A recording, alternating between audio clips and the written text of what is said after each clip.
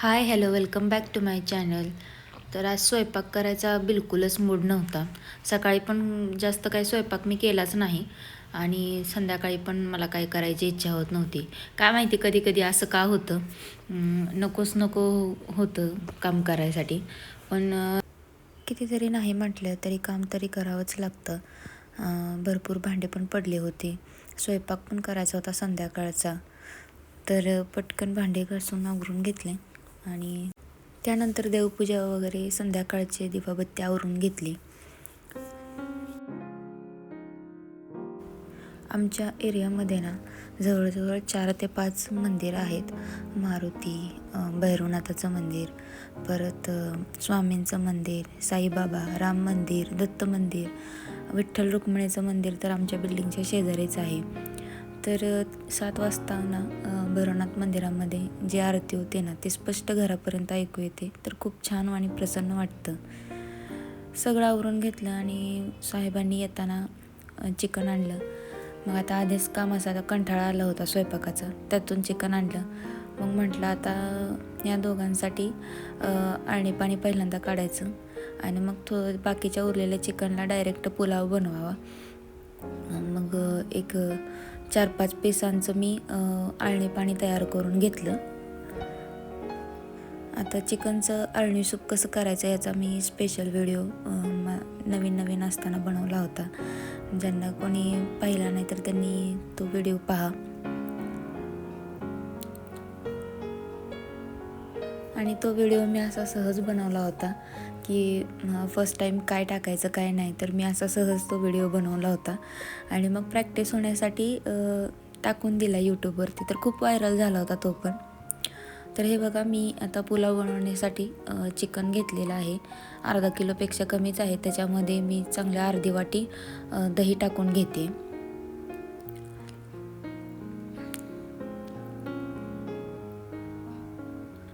दही टाकल्यानंतर इथं मी हिरवं वाटण टाकते, आलं लसूण आणि कोथिंबीरची पेस्ट. तुम्ही इथे मिरची पण वापरू शकता, पण मी जास्त तिखट करणार नाही बाळामुळं, त्याच्यामुळे मी मिरची नाही टाकणार. त्याच्यानंतर अर्धा चमचा हळद, जिरा अर्धा चमचा, त्याच्यानंतर 1.5 चमचा धनेपूड,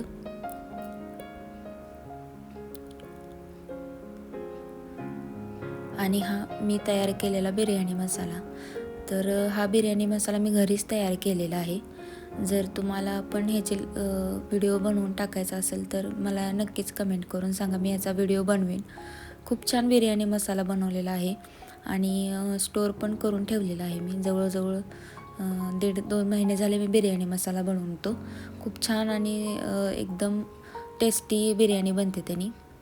तर त्याच्यानंतर मी 1.5 चमचा लाल तिखट टाकलं आणि हे सगळं मिक्स करून आता मी मॅरिनेशन करून घेते ह्याचं. आता बिर्याणीसाठी ना चांगलं एक 1 ते 2 तास तुम्ही ज्यावेळेस चिकन मॅरिनेट कराल ना त्यावेळेस पुलाव म्हणा, बिर्याणी म्हणा, खूप छान होते. तर जेव्हापासून दम बिर्याणीचे जे व्हिडिओ येत आहेत, व्हायरल होत आहेत ना, तसं आपण सर्वजण दम बिर्याणी खाण्यासाठीच धडपडतो.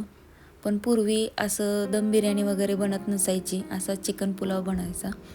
खूप छान वाटायचं त्यावेळेस. आणि आज चिकन पुलाव मी बनवत होते तर मला मम्मीची पण खूप आठवण येत होती. मम्मी आम्हाला अशीच बिर्याणी करून द्यायची. तर कुकरमध्ये बनवते त्याच्यामुळे एक तमालपत्र, चक्रीफूल, अर्धी दालचिनी आणि 1 मोठी विलायची टाकली मी. आपण मसाला बनवलेलाच आहे, पण जो अख्खा मसाला टाकतो ना, खडा मसाला, त्याचा जो ॲरोमा आहे तो ग्राइंड केल्यानंतरचा ॲरोमा वेगळा लागतो आणि अशा खड्या मसाल्यांचा वेगळा लागतो. त्याच्यामुळे थोडेसे का होईना खडे मसाले टाकावेच लागतात बिर्याणीसाठी. तर हे खडे मसाले 2-3 मिनटं असे फ्राय करून घेतल्यानंतर त्याच्यामध्ये 2 मीडियम साईजचे कांदे टाकले मी. कांदा आपल्याला फ्राय एक 2 ते 3 मिनटंच फक्त करायचं आहे. जास्त आपण जसा दम बिर्याणीसाठी बिरिस्ता वगैरे बनवतो तसा नाही बनवायचा, थोडासाच फ्राय करायचा आहे लाल होईपर्यंत.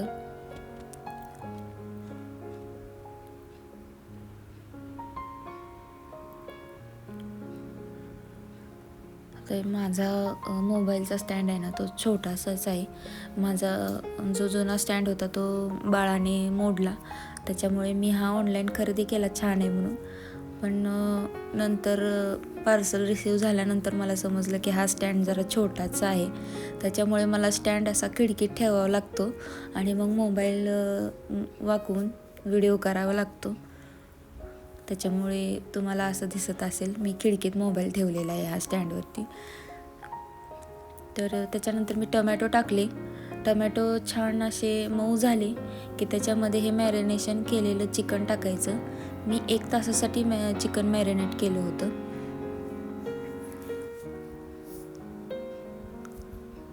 मीडियम गॅस करायचा आणि चिकनला अंगचं पाणी सुटेपर्यंत चिकन कुकरमध्ये थोडंसं फ्राय करून घ्यायचं पहिल्यांदा.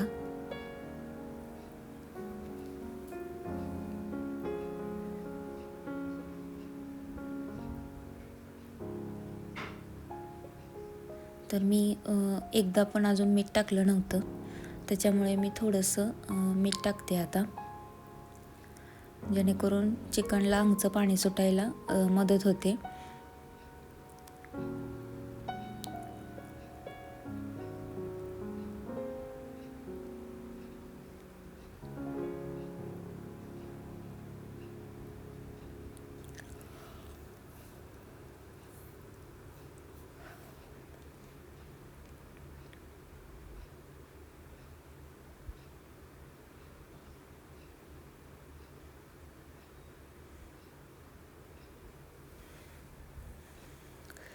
तर हे बघा चिकनला त्याचं पाणी सुटलेलं आहे. तर आता चिकनला ना 1 शिट्टी काढून घेते आणि त्याच्यानंतर राईस मिक्स करते. तर मी इथे 1 शिट्टी काढून घेतली कुकरची आणि त्याच्यामध्ये आता हा वाडा कोलम तांदूळ मिक्स करते. मी हा इथे 1 ग्लास तांदूळ, 1 ग्लासापेक्षा जरासं जास्त तांदूळ यूज केले इथे मी अर्धा किलो चिकनसाठी. तर वाडा कोलम तांदूळचा पुलाव ना 1 नंबर होतो. तुम्ही कधी ट्राय केलं नसेल तर करा. का तर आता सध्या बिर्याणीसाठी बासमती राईस, लॉंग ग्रेन राईसच आपण यूज करतो. कधी हा पण एकदा यूज करून बघा, खूप छान बिर्याणी होते ह्याची.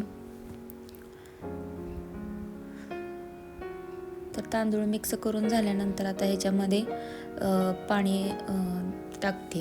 तर मी 1.5 ग्लासपेक्षा जास्त पाणी यूज करते इथं मी.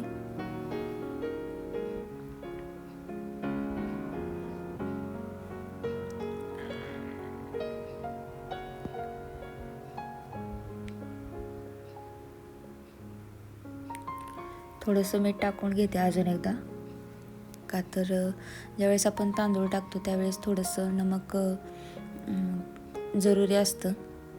आता जसं तांदूळ फुगतं तसं नमक कमी कमी होत जातं, त्याच्यामुळे ॲडजस्ट करून घेतलं. आणि त्याच्यानंतर आता मी 2 शिट्ट्या काढून घेणार आहे कुकरच्या. तर बघा 2 शिट्ट्या काढून घेतल्या. मी व्हिडिओ तयार करायचा विसरले होते त्याचा, तर तुम्हाला डायरेक्ट असं पुलाव तयार झाल्यानंतरचाच दाखवते. खूप छान सुट्टा सुट्टा असा पुलाव तयार झाला होता.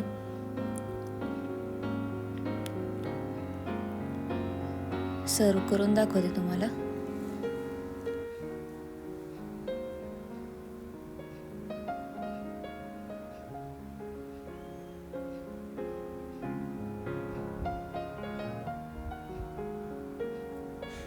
सुगंध तर एकदम घरभर असा पसरला होता. नुसतं वासानेच तोंडाला पाणी सुटलं होतं, एवढी छान पुलाव झाला होता.